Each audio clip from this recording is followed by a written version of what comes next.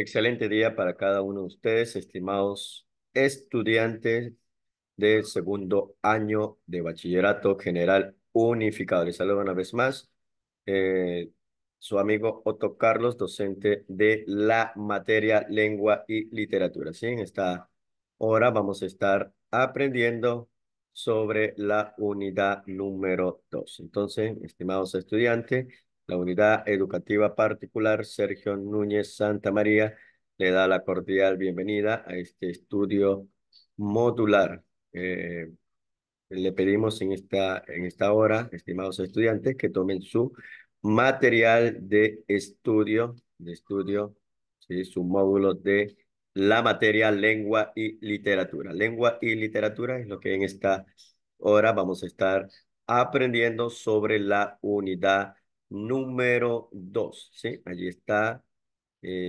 viendo pantalla, en su pantalla la diapositiva, ¿sí? Entonces, eh, la unidad número 2. Vamos a estar aprendiendo en este momento sobre la dialéctica de la lengua, ¿no? Ya un tema en el cual hemos estado aprendiendo o viendo en los cursos anteriores, ¿no? Es sobre el cómic. El cómic, elementos paralingüísticos, la entonación, fenómenos de las lenguas en contacto y adaptación fílmica de una obra clásica. Entonces, es la unidad número 2 del segundo año de Bachillerato General Unificado, ¿sí? Entonces, comenzamos, ¿no? En referente a lo que es el cómic, el concepto de lo que es el cómic. El cómic es un tipo de texto en el que se cuentan relatos de un modo distinto a cómo lo hace otro tipo de narraciones, ¿no? Entonces allí nosotros podemos ver, ¿no? Tiras cómicas o las caricaturas donde también dan un tipo de relatos, ¿no? Entonces en los cómics, los personajes cobran vida gracias a los dibujos y se recurre tanto al lenguaje verbal como al no verbal para explicar o para contar la historia, ¿no? Entonces allí podemos observar, estimados estudiantes, ¿no? La imagen referente a cada una de las caricaturas o dibujos donde hay un mensaje que expresa algo, ¿sí? Entonces, ese es el cómic. Fíjate en los elementos que caracterizan a este tipo de texto. Entonces, ahí están las viñetas, los dibujos y los globos, ¿no? Cada uno con su mensaje que trata de decir algo al público, ¿no? Los elementos, ¿no? Referente a lo que tiene que ver el cómic, ¿no? El relato que se cuenta en un cómic se organiza y se desarrolla a partir de los siguientes elementos, ¿no? Los elementos que tienen el cómic, las viñetas, globos o bocadillos y recursos tipográficos, ¿no? En las viñetas son recuadros que representan un momento de la historia narrada, ¿no? Pueden tener distintos tamaños y formas, siempre en función de las necesidades de la historia que se está contando, ¿no? En este caso, una de las viñetas ocupa el triple que las otras. Allí podemos visualizar, ¿no? La imagen, globos o bocadillos, espacio reservado para el texto, el diálogo, el pensamiento de los personajes, el narrador varía su forma según el tipo de intervención. Y también uno de los elementos dentro del cómic es recursos tipográficos, las mayúsculas, las negritas y el tamaño del texto son recursos tipográficos que sirven para dar expresividad al texto, ¿no?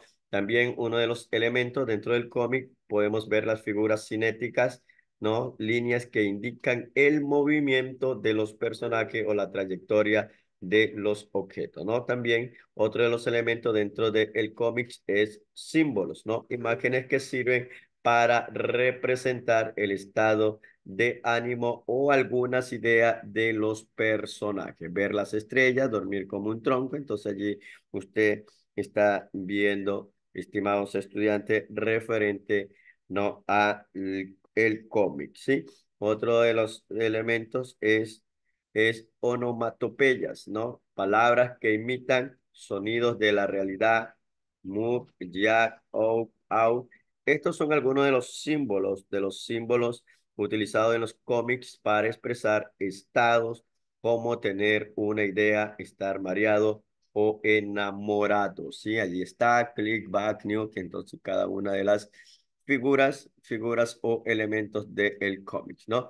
Elemento paralingüístico en la entonación. Todo esto ya hemos estado viendo en los cursos anteriores estos temas, entonces haciendo un recordatorio, ya que esto ayuda mucho, estimados estudiantes, en nuestra comunicación oral, ¿no? Se dice que la comunicación oral está acompañado de varios elementos que ayudan a que el proceso sea efectivo, ¿no? La entonación y modulación de la voz, ¿no? Las palabras por sí solas no llevan el mensaje que el hablante tiene la intención de transmitir, ¿no? Los enunciados verbales están acompañados de elementos paralingüísticos, ¿no? Es decir, no verbales que complementan el significado de esas palabras, ¿no? Entonces, las palabras solo componen el 10% de la imagen que da. Según Albert Mehrabian, profesor de psicología de la Universidad de Oakland, California, dice que de toda la información que transmite una persona al hablar, mire, esta estadística, ¿no? Los porcentajes a la hora de, de la palabra, ¿no? Todo tiene que ver con movimiento, con gestos, ya que eso transmite y llama la atención al oyente. Entonces, según este estudio, esta estadística que arrojó de acuerdo a este profesor de psicología en la Universidad de UCLA, dice que toda la información que transmite una persona al hablar, ¿no? Una persona al hablar, ¿no? Es el 55% es de naturaleza no verbal. Por eso, estimados estudiantes, es muy indispensable no estar estático, ¿no? A la hora de dar su ponencia, dar una conferencia, un debate, es muy importante los gestos, ¿no? Ya que eso arroja, según este estudio, que el 55% es de naturaleza no verbal. Los gestos, la postura, la forma de ubicarte, ¿no? Su posición, eso da que hablar mucho, ¿no? Entonces, ese es el 55%. El 35% depende de qué? Depende del tono de voz, el timbre, ¿no? Entonces, yo creo que es muy necesario no llevar una misma línea en su tono de voz, ¿no? Hay que graduar en el momento que hay que elevar, en el momento que hay que bajar, ¿no? Entonces, eso nos ayuda a modular, ¿no? El tono de voz. Entonces, está el 35% depende del tono de voz y solo el 10% corresponde a las palabras, a lo que se dice. Entonces, la exposición oral. Exponer consiste en presentar ante alguien de forma clara y ordenada lo que sabemos sobre un tema. Entonces, la entonación es importante en estos casos, sobre todo para mantener la atención al auditorio, ¿no? Entonces, esa entonación, ese tono de voz, la forma de su posición, de su gesto, ¿no? Eso impacta al oyente, al público, ¿no? Eso es lo que queremos, ¿no? Persuadir y convencer al público sobre el tema que está tratando, ¿sí? Entonces miramos esa diapositiva, las palabras solo componen el 10% de la imagen que das, ¿no? Entonces, con ese dato muy importante para cada uno de ustedes, estimados estudiantes, a la hora de presentar su ponencia, ¿no? O presentar su proyecto, defender su tesis, es importante, ¿no? La posición, los gestos y la postura, ¿no? Y luego su tono de voz. Toma en cuenta estos consejos, ¿no? Toma en cuenta estos consejos. Siéntate bien y apoya los antebrazos sobre la mesa. Si vas a estar de pie, mantente erguido, ¿no? Erguido, pero relajado, ¿no? Otro de los consejos es ten preparado siempre un guión de la exposición sobre la mesa, ¿no? Un pequeño papel donde vayas a anotar los puntos importantes o relevantes de lo que vas a tratar, ¿no? En tu exposición, ¿no? Otro de los consejos que nos da es utiliza un tono de voz acorde con el grado de seriedad de tu exposición. Entonces, no hay que gritar, hay que saber modular, graduar la voz, ese tono de voz en el cual va a ayudar mucho a poder impactar, ¿no? A su oyente o al público en el cual se está presentando, ¿no? Modula la voz, ¿no? De modo que demuestre que tranquilidad y naturalidad, ser natural, ¿no? En lo que tiene que ver la voz, ¿no? Evita que tu discurso suene que forzado o fingido, ¿no? Cambia tu entonación, ¿no? Uno de los consejos más que nos da a la hora de presentar o de hablar en público es cambia tu entonación de vez en cuando para evitar la monotonía, ¿no? Y mantener la atención al público. Hay que cambiar, ¿no? Su entonación de vez en cuando para caer en eso rutinario, monotonía, ¿no? Que lo que va a hacer es cansar al público y desatender lo que está dando en tu ponencia. Entonces, eso va a ayudar bastante en mantener la atención. Fenómenos de las lenguas en contacto, fenómenos de las lenguas en contacto, ¿no? Se dice que la convivencia de dos o más lenguas, como ocurre en Ecuador, ¿no? Aquí en nuestro país, al poseer, Ecuador tiene 14 nacionalidades indígenas, ¿no?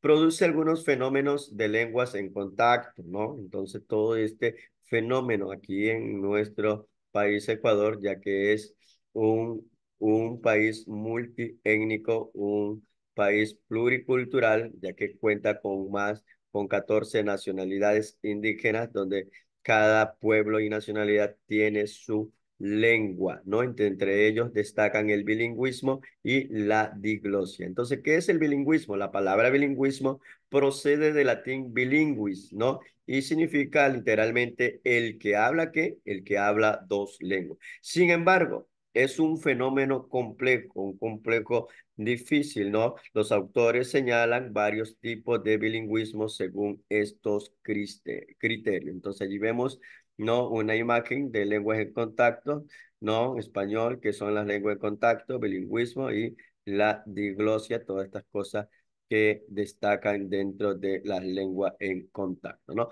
Fenómeno de las lenguas en contacto, el tipo de hablante. El tipo de hablante se puede decir, no el individual, se refiere al hablante que tiene igual competencia lingüística para expresarse en dos lenguas. Por ejemplo, podemos decir Nantú, que ha nacido en Napo, en la provincia de Napo, ¿no? En región oriente de nuestro país, el Ecuador, y habla indistintamente en shuar y español, ¿no? Individualmente.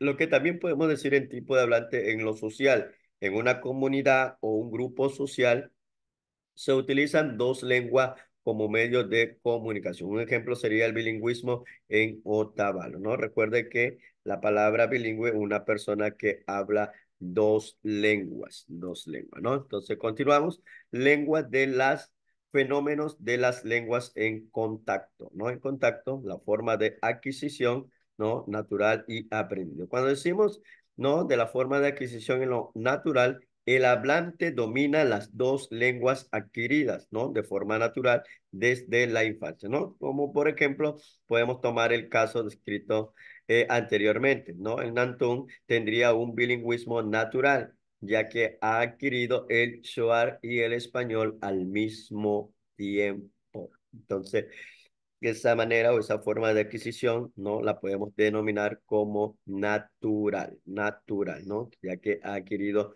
¿no? Estas lenguas, el shuar y el español al mismo tiempo. No el aprendido, la forma de adquisición en lo que el aspecto que tiene que ver aprendido. Un hablante adquiere de forma natural que la lengua materna, la forma natural, la lengua materna, y la otra la ha incorporado gracias a un aprendizaje posterior, ¿no? Por ejemplo, en el caso de José Unzáchila, que ha venido a Guayaquil a los 5 años, teniendo como lengua materna el Safiki, ¿no? El Safiki, esa es la lengua materna. Y ha aprendido el español donde en la escuela. Entonces ahí podemos ver esa forma de adquisición en lo que tiene que ver aprendido, ¿no? Una lengua materna y en lo posterior aprende otra lengua, ¿no? Entonces ahí podemos, ¿no? Fenómeno de las lenguas en contacto, dominios de las destrezas lingüísticas. Dentro del dominio de la destreza lingüística podemos tomar el activo y el pasivo. ¿Qué podemos decir del activo, no? El hablante tiene que la capacidad para usar activamente las destrezas lingüísticas en ambas lenguas, como por ejemplo, ¿no? Podemos decir entender, hablar, leer y escribir. Sería el caso de que de Nantum. Entonces, en lo que tiene que ver el dominio de las destrezas lingüística en la parte pasiva o pasivo, el hablante tiene capacidad para que para entender las dos lenguas, pero solo es capaz de hablar y escribir en una de ellas. Podría ser el caso de qué? De José, que se expresa en Safiki y le cuesta usar el español, aunque lo entienda, ¿no? Fenómeno,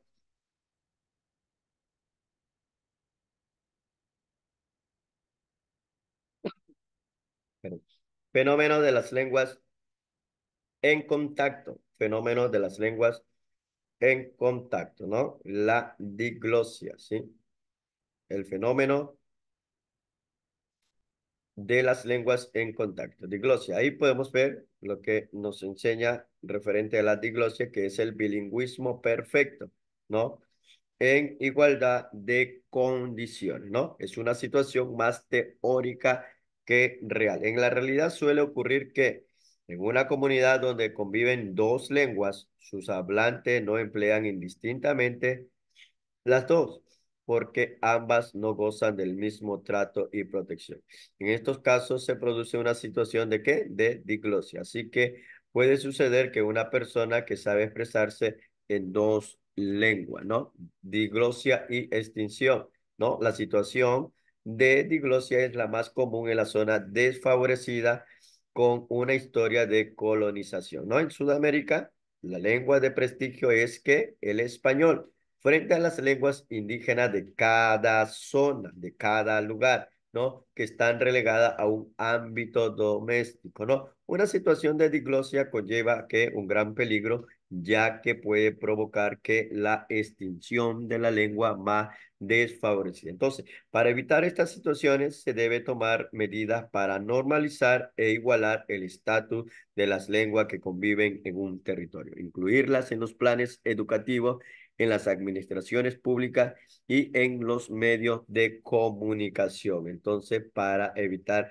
todas estas situaciones de extinción o que puedan desaparecer aquellas lenguas nativas, ¿no? Entonces, es muy necesario de que en los lugares donde convivan en aquellos territorios deben incluir a dónde en los planes educativos en las administraciones públicas, ¿no? Adaptación fílmica de una obra clásica, ¿no? ¿Te has fijado en el lenguaje de estas obras? Es distinta al que utilizamos hoy en día.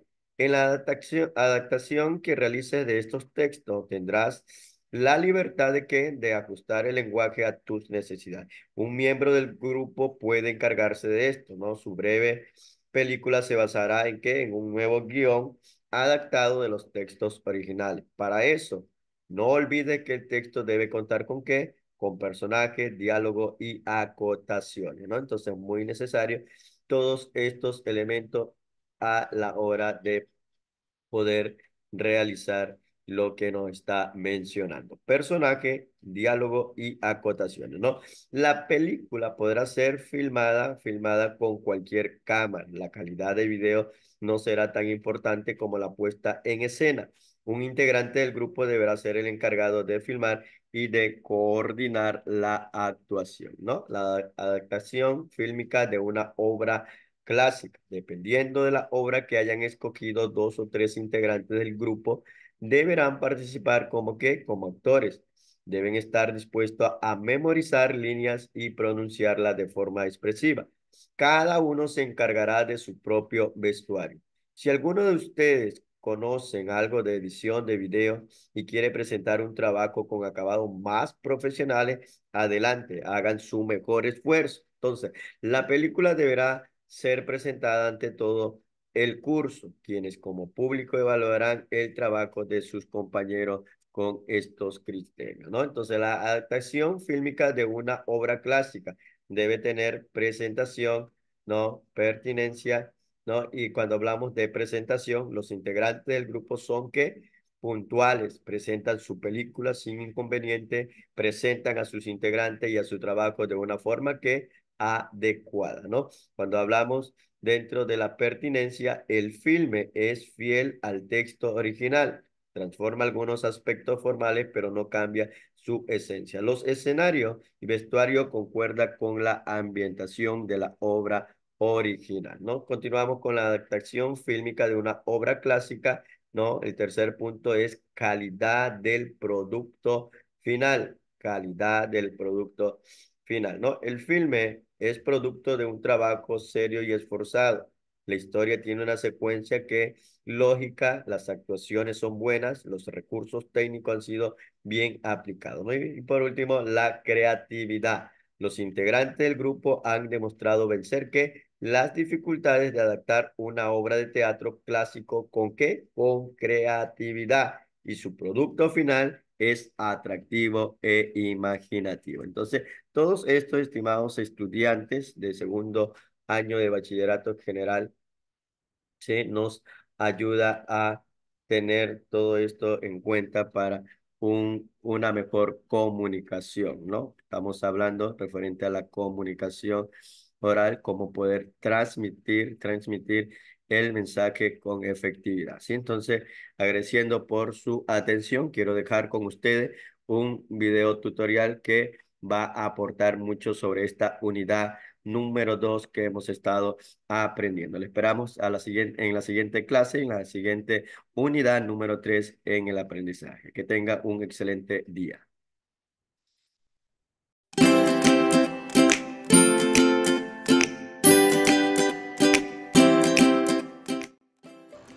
Hola a todos y a todas. Hoy vamos a aprender sobre el cómic. Seguro que a estas alturas todos sabéis que un cómic es una historia o un relato narrada mediante viñetas. Pero, ¿conocéis cuáles son los elementos de un cómic? Pues ese es el objetivo de este vídeo. ¡Comenzamos! El primer elemento del cómic, tebeo o historieta es la viñeta. La viñeta es cada uno de los recuadros que forman el cómic. En su interior aparecen imágenes, textos que nos permiten ir siguiendo la secuencia de la historia. Otro elemento fundamental de los cómics es el bocadillo. El bocadillo es el espacio en el que se colocan los textos que piensan o dicen los personajes. Los bocadillos se componen de dos partes. El globo, que es la parte de arriba y es donde aparece el texto que piensa o dice el personaje, y el delta, que es esa especie de rabillo que señala al personaje que está pensando o diciendo lo que aparece en el globo. Así pues, en una viñeta como esta, estaría claro que el que dice hola es el niño, pues el delta le señala a él. Pero a veces nos podemos encontrar un bocadillo en el que el delta señala fuera de la viñeta. En ese caso, la persona que habla queda fuera de esa imagen y por lo tanto no aparece en la escena. La forma del globo del bocadillo es muy importante, pues le puede dar al texto diferentes sentidos. Por ejemplo, este sería el típico bocadillo que nos indica que la voz del personaje es normal y corriente. Estos otros bocadillos representan pensamientos, es decir, el texto que hay incluido en ellos es lo que el personaje está pensando. Este otro bocadillo se emplea cuando queremos que el personaje grite o hable en voz alta. Y por el contrario, este otro, que tiene la línea discontinua alrededor, lo que simboliza o lo que representa es que hablamos susurrando en voz baja. A veces hay bocadillos que tienen varios deltas. En este caso, hablan a la vez varios personajes. Otro elemento del cómic es la cartela. La cartela es un rectángulo pequeñito que suele incluirse en la viñeta, pero también puede estar fuera, y en ella aparece la voz del narrador, que a lo mejor quiere aclarar algo de la historia y se representa escrito dentro de la cartela. Y por último nos queda hablar de las onomatopeyas, que son palabras que representan sonidos producidos por objetos, animales, personas, y normalmente en un cómic se representan con letras muy grandes y llamativas. Bueno, pues hasta aquí los elementos de un cómic. Espero que lo hayáis entendido muy bien. Besitos y hasta la próxima.